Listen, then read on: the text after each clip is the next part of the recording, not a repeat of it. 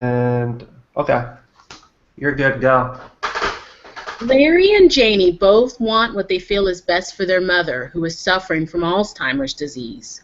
Janie wants her mother in an assisted living facility because she fears for her mother's safety at home with Larry watching her. Janie is angry with Larry because of comments he has made about her wanting to sell their mother's home so she can make money. Larry believes he is capable enough of watching her and having a nurse coming out for daily visits. Larry wants his mother to be able to live in her home and not in a strange place because he is afraid that she will be neglected by the nurses. He is angry with Janie for suggesting she go in a home and feels hurt because she believes he is using their mother for a place to live. First, we will examine the process of supporting Larry and Janie to resolve the conflict that is occurring using the common ground intervention.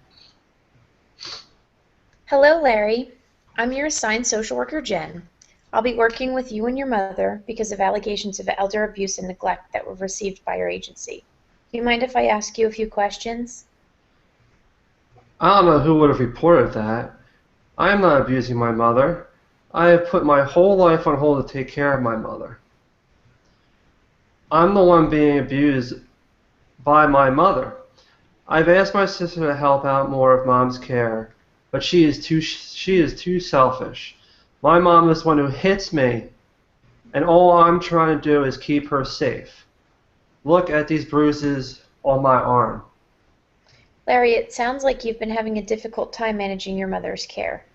But unfortunately, since our agency has to investigate all reports of abuse and neglect, I have spoken with your sister and she believes that your mother's Alzheimer's disease has advanced. How do you see your mother's condition? Man, my sister is always saying stuff like that to get my mom's house. Did she tell you about the credit card debt she owes? She thinks selling mom's house will take care of it. How about she stop spending so much money? How would she even know? She ain't the one taking care of my mom. She has had Alzheimer's for a while now. That ain't nothing new. And this is just how it is. I'm used to it. Your sister believes that your mother's care should be performed by professionals who have experience working with geriatrics, who can put protections in place to address her lapses in memory and combative behavior at times. Your mom needs trained health professionals who can assist her with self-care activities. She feels your mother would be best served in an assisted living facility.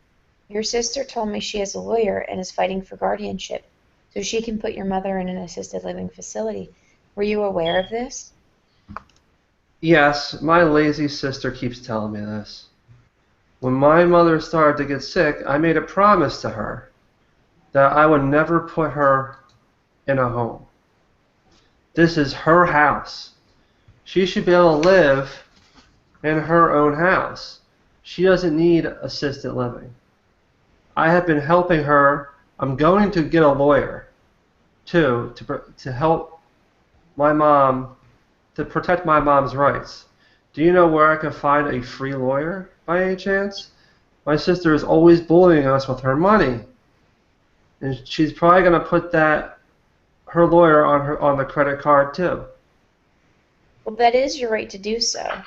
I can provide you with some information for the Legal Aid Center. I understand you must feel angry, but your sister believes that your mother needs more care than you will be able to provide her.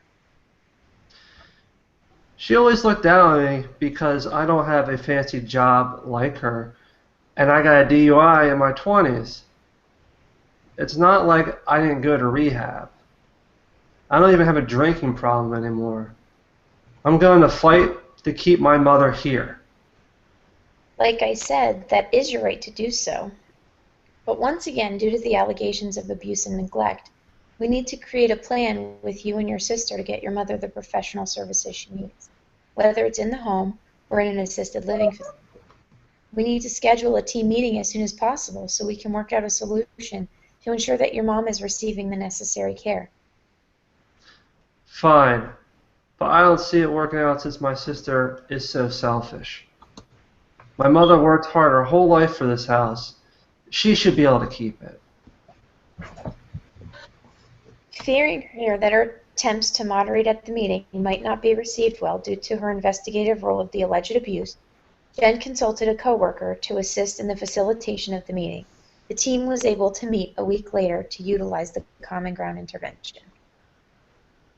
Hello, everyone. I'm passing around the agenda for your reference during this team meeting. We are here today to create a solution as a team for Sarah to support her during this transition in her life. I'm sure Sarah is grateful to have so many people in her life that are committed to her care. So let's start with introductions. Please include your role, how long you've worked with Sarah as well. I'll start with myself. My name is Ashley Edwards, and I work for the Department of Disability and Aging. I am here today as a neutral party to facilitate today's meeting. Is it me next? Mm-hmm. Okay, my name is Larry, and I am Sarah's son. I have been living with my mother since she has been sick, and I have been providing all of her care, unlike my sister. My name is Janie, and I'm trying to get power of attorney. I've been managing my mother's finances and helping with my mother's care when I'm able, but I am a high-level officer in a busy tech firm. Hello, my name is Jen Bloom, and I was assigned to investigate the allegations of abuse and neglect that were reported for Sarah. I also work with the Department of Disability and Aging. I've been working with the Stevens family for the last month and a half.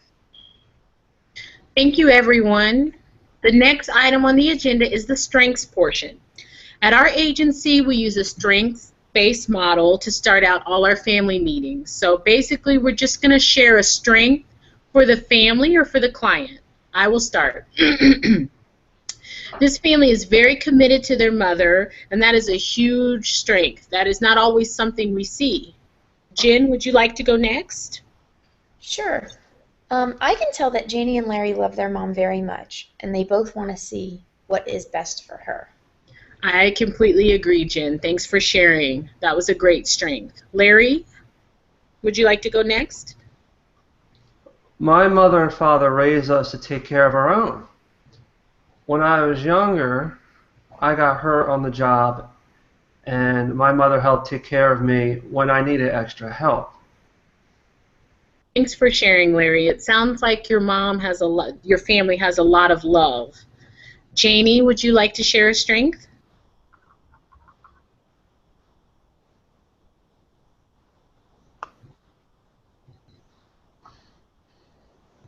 Janie, your participation is very important.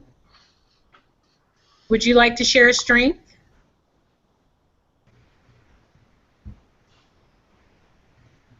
Can you guys hear me? No. You might have to speak up a little bit, Janie. Go ahead, share your strength. We can hear you now.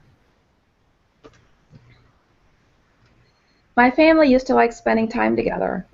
When my mother was well, she would cook a huge family meal every Sunday. She would make sauce from scratch and huge meatballs. Thank you for sharing, Janie. I'm sorry that I couldn't hear you at first. I didn't realize that you were talking. I'm sorry if it sounded like I thought you weren't participating, but I realize now that you were. Okay, so your mother sounds like an amazing cook. It's really making me hungry. So thank you, everyone, for sharing your strengths. It sounds like we have a family here today that cares a lot for their mother. We're going to be using the Common Ground process today to help support the creation of the solutions to our situation. The Common Ground process, I'm sorry, guys, I forgot to silence my cell phone before the meeting. The Common Ground process is a specialized intervention technique that we use to aid in solving complex issues. It's managed by a group facilitator such as myself, and I'll only intervene if teen support is needed with adhering to the rules. This process was created to support each team member in seeing the other's perspective in order to create a solution that is agreeable to both parties. Does anyone have any questions or comments about the Common Ground process? No one is going to make me put my mother in a home. Okay, I hear what you're saying, Larry. Would you feel comfortable about giving the process a try to see if we can create a solution that everyone can feel good about? This is what I've been telling you guys about. He's so hard to talk to because he's always drinking all the time. It's this or the lawyers, Larry, and we know you can't afford a lawyer unless they'll accept payment in beer cans. Whoa. I know we haven't reviewed the rules yet, but it's very important that we use respectful language and I statements during this process. This is a sensitive subject, so if anyone needs to take a break to calm down, please let me know and we can take a 10-minute break. Larry and Janie, do you guys still want to give it a shot with the common ground process? Fine. Okay. So I'm sorry that my cell phone went off. This is my work cell phone in case there's a client emergency, but I'm going to silence it right now. The next item on the agenda that we're going to do is review the rules for the common ground process. So the first thing to remember is that confidentiality. Whatever is said in the room is going to stay in the room. Jen and myself, we're also going to respect your confidentiality as well. The other thing that's important is listen fully to the other person without interrupting. There are going to be parts during this intervention where you're going to need to paraphrase the content that's said and reflect upon the feelings about what is said. And lastly, please remember to use respectful language. This is an effort to understand each other. It's not a debate. We're just here to see where the other person's coming from, to see if we can find some common ground and create a solution to our problem. So both of you are going to have an opportunity to share their point of view during this process. Let's start with Larry. Please explain to your sister, using I language, your feelings about how your mother can best be supported during this transitional period in her life. Janie, while he is talking, please listen so that you can reflect back what you heard Larry say when he is finished speaking. I want us to take care of Mom because she has always been there for us. She deserves to be cared for by people who love her and that I know will not abuse or neglect her.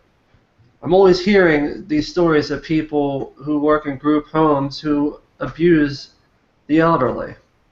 That's not happening to our mom because your job is more important to you than our family. Okay, I'm going to interrupt you for just a second, Larry, just to remind you of the rules. Please use I statements instead of evaluations or judgments during this process. Aren't we here to express our feelings? I need to get this out. Yes, we are here to express our feelings, but we have to be really careful about how we express them. It can be very difficult to solve our problem if we use language that can hurt the other person's feelings. Fine. Mom deserves for us to be there for her right now. I'm scared that someone will hurt her if she is in a group home. I want her to live out the rest of her years in her home with her family. Thank you for sharing, Larry. Now, Janie, please reflect back what you heard to Larry. You feel that you want us to take care of Mom in her home because you're scared someone will abuse her if she's in a group home. Yes. Thank you, Janie. Now, please share with Larry how you were feeling about supporting your mother during this transitional period. When you first started taking care of Mom, all her needs were being met, and I wasn't worried. I feel that the stress of caring for her has caused you to start drinking more. I'm afraid that your drinking has clouded your ability to care for Mom. I want her to be someplace that can give her the full attention she needs. I don't want her to stay at her house because I'm afraid she may wander off or hurt herself. You think that when I first started taking care of Mom, I did a good job? Mm-hmm. But the stress of taking care of her is taking a toll on me. You want to make sure that her needs are being met and that she is safe. I didn't know you felt that way, Janie. Larry, I love you. I want you and Mom to be healthy. It sounds like we have found some common ground about this topic. Does the team feel that we can start to create a plan to support your mother and the family? Yes. I never thought about my sister's perspective before today. I need to consider her concerns about placing Mom in a home. Larry, I'm sorry what I said over the past year has hurt you and made you angry. I was so afraid for you and Mom. I didn't know how to express it right. Jen, what terms do we need to satisfy to create a plan for the care of Sarah? Well, when the investigation was conducted, it was determined that your mother needs more direct care services to address her self-care needs. We also need to address how we can keep your mother from wandering away from her living area and give her access to more meaningful activities during the day, such as recreation therapy. It sounds to me you both have the same needs for your mother, which is to see her be taken care of and know that she'll be in a safe place. How can we ensure that both of your needs and your mother's needs are met? Larry, would you be willing to have Mom put in a group home? We can both look at the home so you can meet the staff and feel more comfortable putting her in a place. I am still not comfortable with that. Can I find someone to help provide some of these services in the home?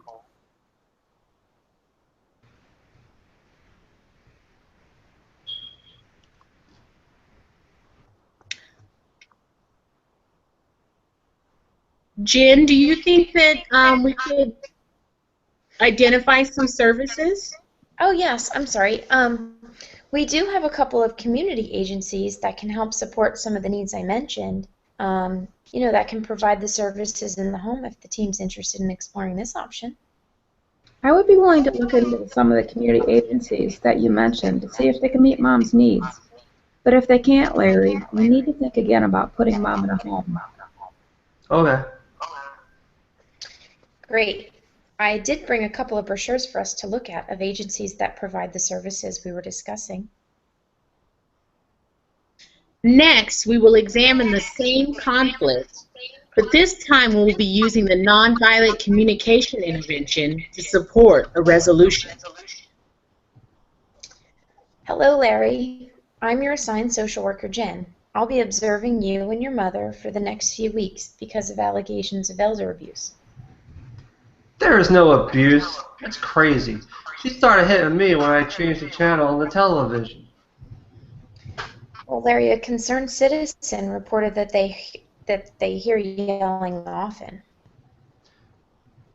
Yes, I was upset, and I told her I'd put her in a home if she kept it up, but I never touched her. Your sister says that your mother has Alzheimer's disease. Were you aware of that?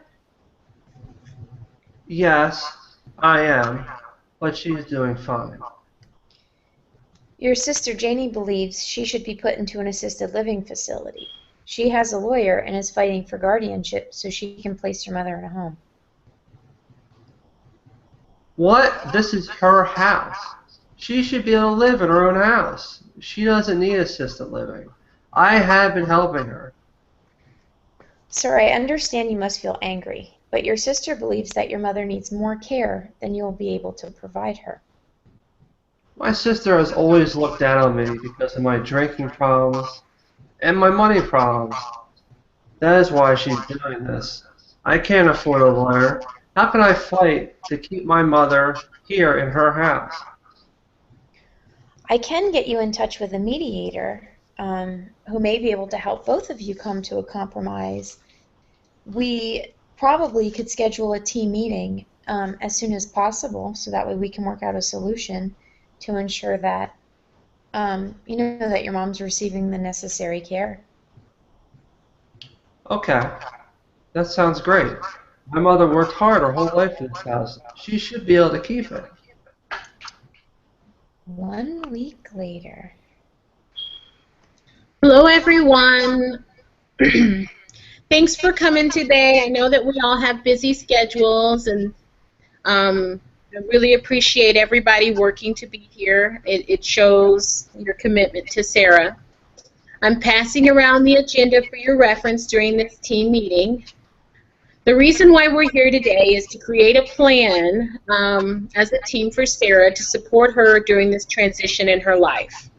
I'm sure that Sarah is very grateful to have so many people in her life that are committed to her care. So let's get started with introductions. Please remember to include your role, how long you've worked with Sarah, and I'll start with myself. My name is Ashley Edwards. I work for the Department of Disability and Aging, and I am here today as a neutral party to facilitate today's meeting. Is it me next? Okay. My name is Larry, and I am Sarah's son. I have been living with my mother since she has been sick, and I've been providing all of her care. My name is Janie, and I am trying to get power of attorney. I have been managing my mother's finances and helping with them when I'm able. I'm a high-level officer. Okay. Well, my name is Jen Bloom. I was assigned to investigate the allegations of abuse and neglect that were reported for Sarah. I also work with the Department of Disability and Aging, and I've been working with the Stevens family for the last month and a half. Thank you. Thank you, everyone. The next item on the agenda is the expression of gratitude portion. At our agency, we like to use the strengths-based model and start out all our family meetings by sharing something about the family that you are or were grateful for the family or the client. So you guys can do something that you're currently grateful for or something from the past that you are grateful for. So I'll go ahead and kick it off. I am grateful that this family is very committed to their mother. That is not something that we always see. Jen, would you like to go next? Sure. I am so grateful to see the love that Jen and Larry have for their mom. I completely agree, Jen. Thank you for sharing. Larry, you're up. I am grateful for the time my mother helped take care of me when I needed extra help after I got hurt on the job. Thank you for sharing that, Larry. Janie, sorry, your turn. I'm grateful for the time my family used to like to spend time together when my mother was well. She was Janie, cooking. it's okay. Janie, it's fine. We often have clients who bring service dogs. No big deal.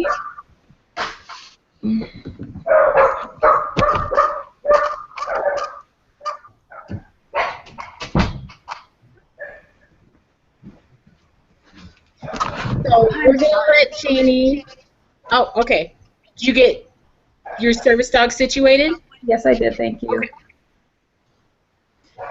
I'm grateful for the times my family used to like to spend time together when my mom was well, and she would cook a huge family meal every Sunday. She would make sauce from scratch and huge meatballs.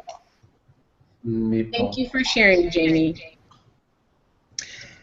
I love sauce from scratch. So today we're going to be using the nonviolent communication process. This process is going to help support the creation of solutions to the situation that is occurring. The nonviolent communication process is a specialized process to aid in solving complex issues and aims to find a way that all participants can get their needs met. The process is used to resolve conflicts with a focus on connecting to others. So it's perfect for you guys, since you guys are brother and sister. Today it will be managed by a group facilitator, myself, and I will help guide the group through this process. Does anyone have any questions or comments about the nonviolent communication process? No. Nope. So at any point in time, if you need to, just refer to your agenda. It's going to have more information on there about the nonviolent communication process. And tips for the appropriate language to use. I just want to take a second to review the importance of using respectful language during this process. This is a sensitive subject, so if anybody needs to take a break to calm down, please let me know and we can take a 10-minute break. Larry and Janie, do you guys want to give it a shot with the nonviolent communication process? Okay. Okay. Okay. So basically what we're going to be doing is we're just going to be taking turns following each step. So if you're looking at your agendas, you'll see for step 1, that's where you guys are going to start. That's going to be your conversation prompt. But I'll go ahead and kick it off for you.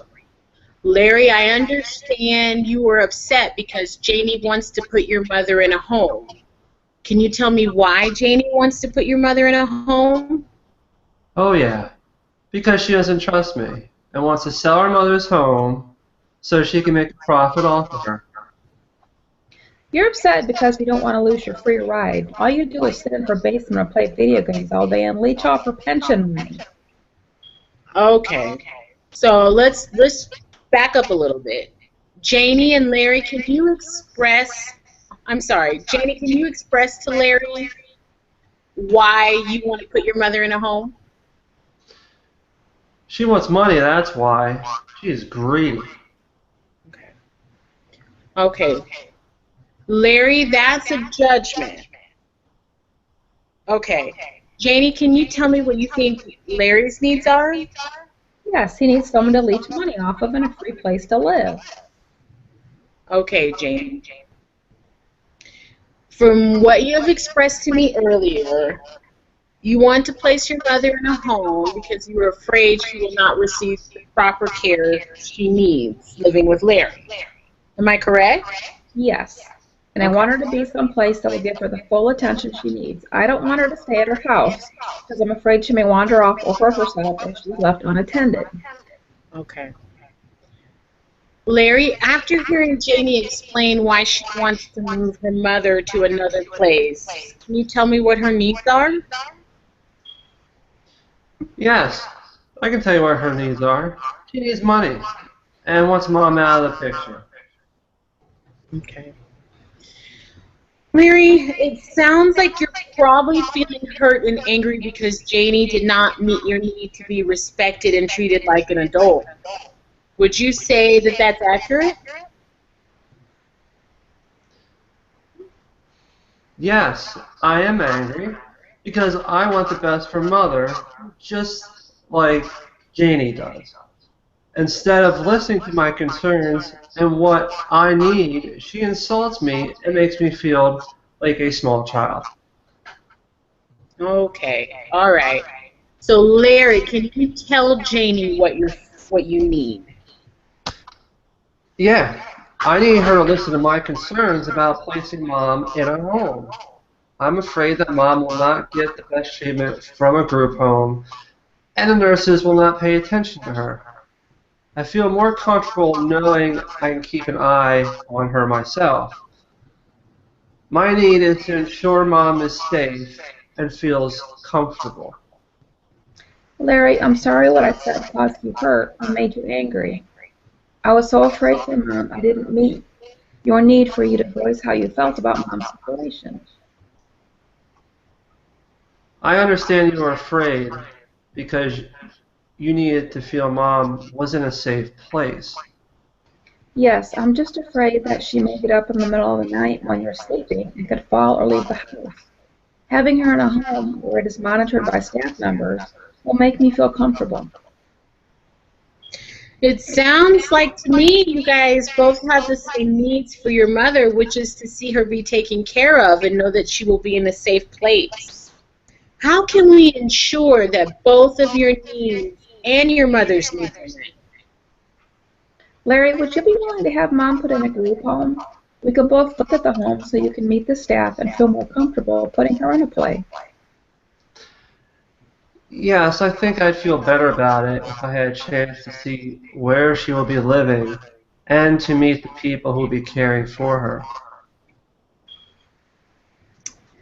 The last two scenes we just reviewed were able to reach a successful outcome due to the aid of group interventions, the common ground, and the nonviolent communication techniques.